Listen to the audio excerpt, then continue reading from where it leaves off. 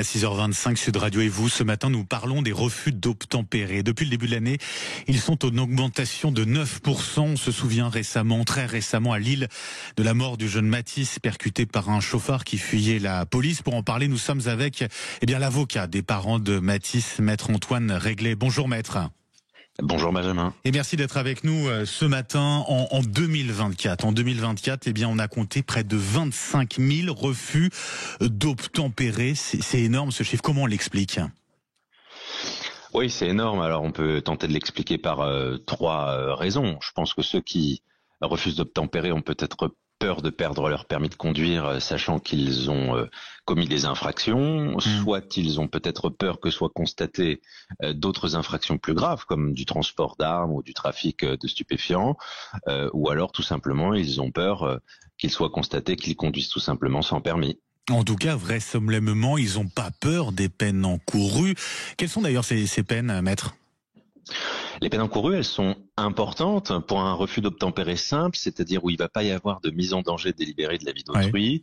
On va aller sur 2 ans de prison, la suspension, l'annulation du permis de conduire et la confiscation du véhicule, mais tout cela n'est pas obligatoire. Et sur un refus d'obtempérer aggravé, là, on va aller jusqu'à 5 ou 7 ans de prison avec une annulation du permis obligatoire jusqu'à 5 ans et une confiscation du véhicule qui elle-même est obligatoire.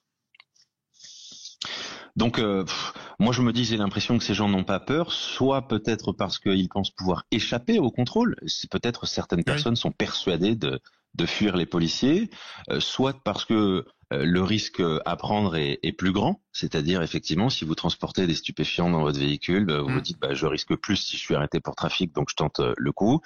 Peut-être savent-ils que de toute façon ils rouleront sans permis de conduire, donc ils s'en fichent pas mal, ou alors tout simplement n'ont-ils pas peur de la prison. Alors que faudrait-il faire pour lutter contre ces refus d'obtempérer ?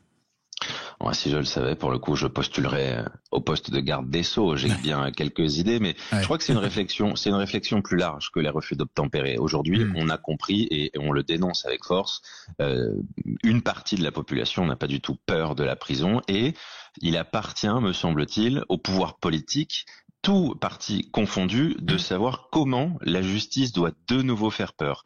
Alors la proposition qu'on fait, c'est souvent la même, c'est d'aller frapper au porte-monnaie de ces gens-là en les condamnant, soit à rembourser tous les dégâts occasionnés au cours du refus d'obtempérer, et si le refus d'obtempérer évidemment est plus important et occasionne des blessures ou un homicide, eh bien de payer de leur poche les dommages et intérêts dus aux victimes, ce qui aujourd'hui n'est pas le cas. Parce que d'expérience, maître, ils finissent comment ces refus d'obtempérer ?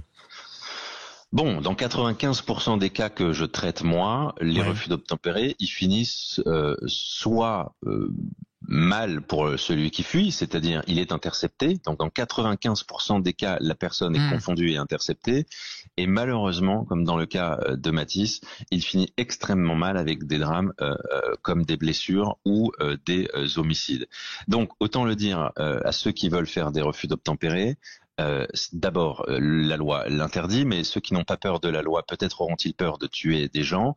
Et très clairement, il faut leur dire, si vous commettez des infractions au code de la route, arrêtez-vous. Ce sera beaucoup plus facile pour vous et votre avocat de vous défendre, alors que si vous faites un refus d'obtempérer et a fortiori si vous tuez derrière, ce sera quand même beaucoup plus compliqué.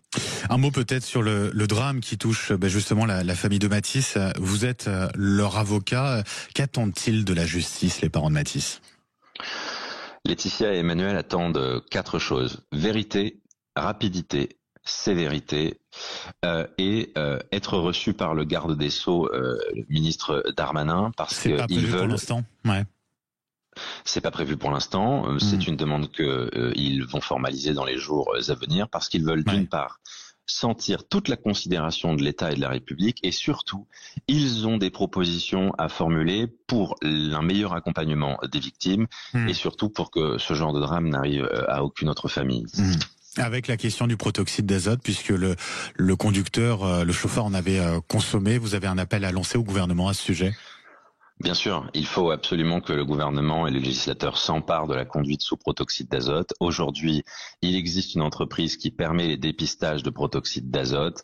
Il faut mettre le paquet parce que on va emmerder des gens qui consomment du CBD en les poursuivant après en avoir consommé et conduit, alors que le CBD n'est pas psychotrope et donc n'a aucun effet. Oui. Quand vous savez que le protoxyde d'azote peut vous provoquer soit des bouffées de délire, on l'a vu, soit même des cécités, et provoquer la mort de personnes, il y a un deux poids deux mesures qui est insupportable. Il faut absolument légiférer sur le protoxyde d'azote. Merci beaucoup, maître Antoine Réglet. Je rappelle, vous êtes avocat en droit routier, représentant donc des intérêts des parents de Mathis. Et je rappelle aussi votre livre, votre ouvrage Drame de la route, combat contre l'injustice. Merci et bonne journée à vous, maître.